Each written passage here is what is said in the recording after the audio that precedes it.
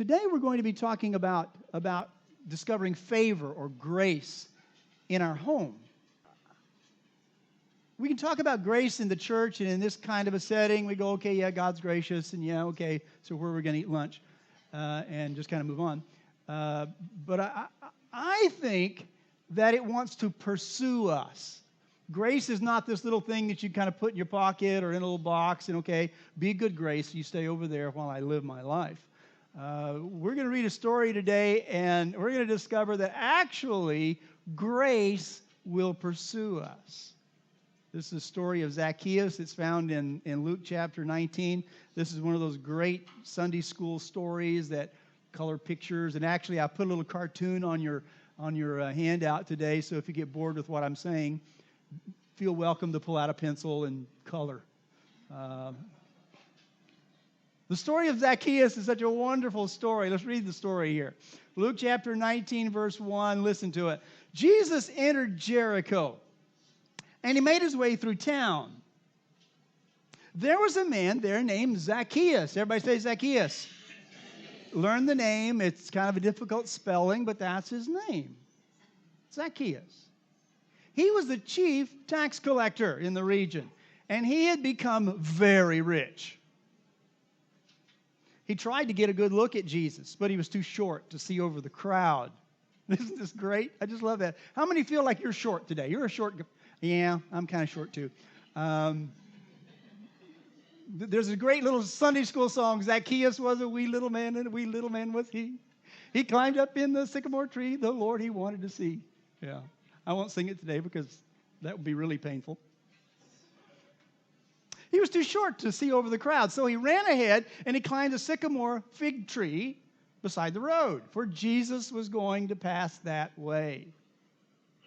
When Jesus came by, he, being Jesus, looked up at Zacchaeus and called him by name. Zacchaeus, he said, quick, come down. I must be a guest in your home today. Zacchaeus quickly climbed down and took Jesus to his house in great excitement and joy. Why do you think he was happy? Somebody tell me. Why do you think he was happy? Okay, Jesus wanted to go there. Okay. Why do you think he was happy?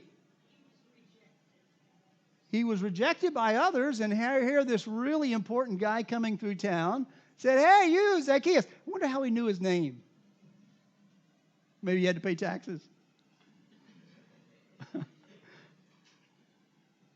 Where am I?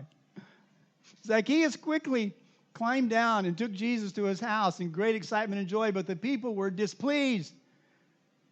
He's gone to be the guest of a notorious sinner. I should read that differently, huh? He has gone to be the guest of a notorious sinner, they grumbled. Wow. Meanwhile, Zacchaeus stood before the Lord and said, I will give half my wealth to the poor, Lord, and if I have cheated people on their taxes, I will give them back 4 times as much. Jesus responded, salvation has come to this home today, for this man has shown himself to be a true son of Abraham. Let's read all this together. For the Son of Man came to seek and save those who are lost. What a great passage. What a great story. It's so visual. I just see this movie in my head all the time when I read these kind of stories, and I just I just don't get tired of reading it and rereading it. What a great story. Good guys, bad guys. This story teaches us so many things, but there are a lot of things about the story we really don't know, and it leaves me scratching my head wondering. For example, as I asked earlier, how did Jesus know his name? We don't know that, do we? Jesus was not from Jericho. I kind of wonder if maybe the people in the crowd, as they made their way through the city, I wonder if maybe they were saying, over here is where Zacchaeus lives. Oh, there he is. He's up in a tree. That crazy Zacchaeus. Short guy. I hope he falls out and breaks his neck. I wonder. He was obviously hated. When it says that people were displeased, does that mean everybody? did he have no friends at all? What was this special wickedness that he had? Was it just from cheating? We don't really know. A lot of things we don't know. But here are a few things that we can know. Let's think about this. First of all, Jesus tried to see Jesus. Zacchaeus tried to see Jesus. Now, this is a picture of a type of tree that grows in the Middle East. It's very prolific. It's everywhere. It's known for having very large branches. I don't know what the ads say about this particular picture. Go to Israel, you go see the tree, I guess. I don't know if it was Zacchaeus' tree. I kind of doubt it. But Zacchaeus, he climbed in this kind of a tree. This is a species of tree that's very common and probably was the type of tree that he got up into. Sometimes the branches grow very low to the ground, and enormous branches that slowly slope up. So these long branches, probably there were more than one person in the tree. Large trees could handle all kinds of people. Zacchaeus wanted to get a look at Jesus. Who was this person?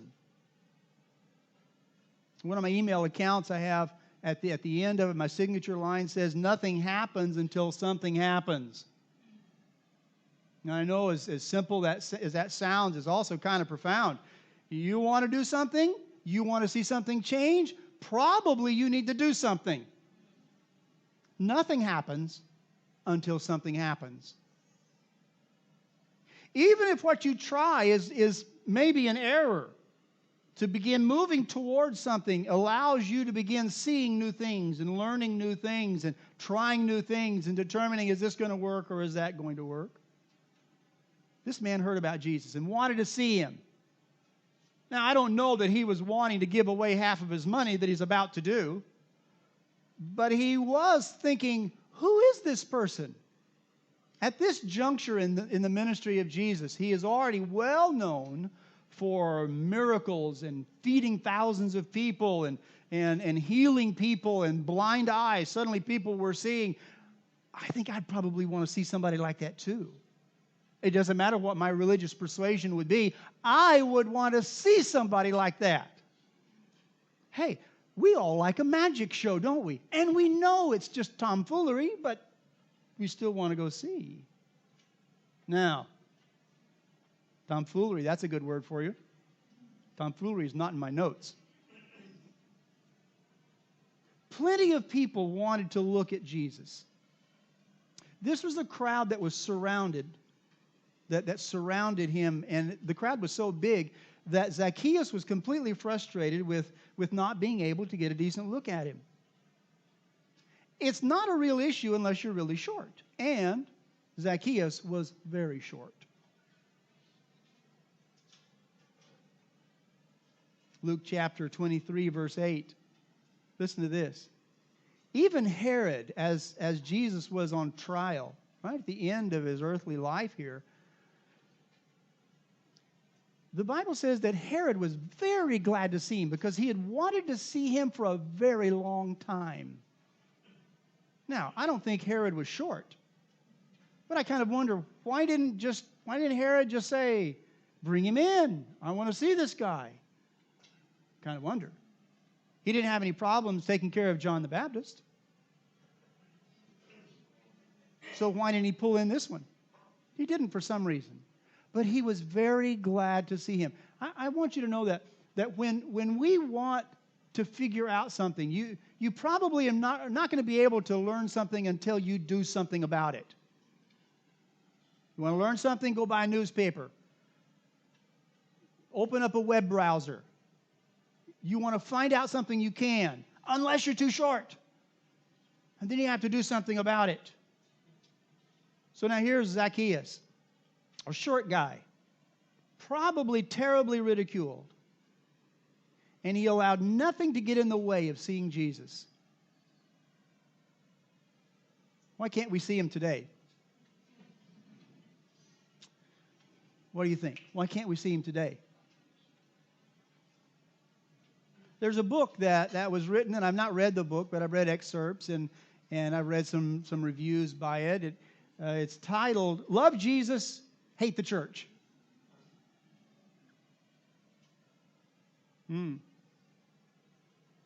I believe that sometimes failures can get in the way of seeing who Jesus is. And when we say our here, I'm going to blame the church, okay? I don't want to...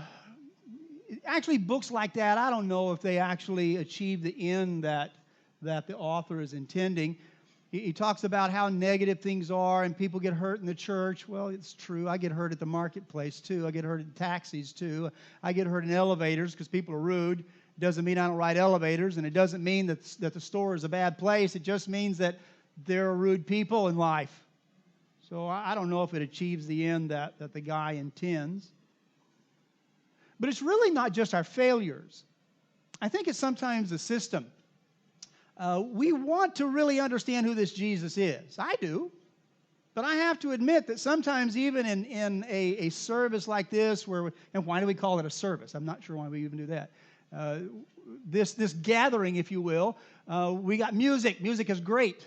So now we begin to associate music with somehow feeling God's presence. Do we really need that? I don't read in this story that Jesus brought in all the musicians and there was music and then we had coffee and then there was more.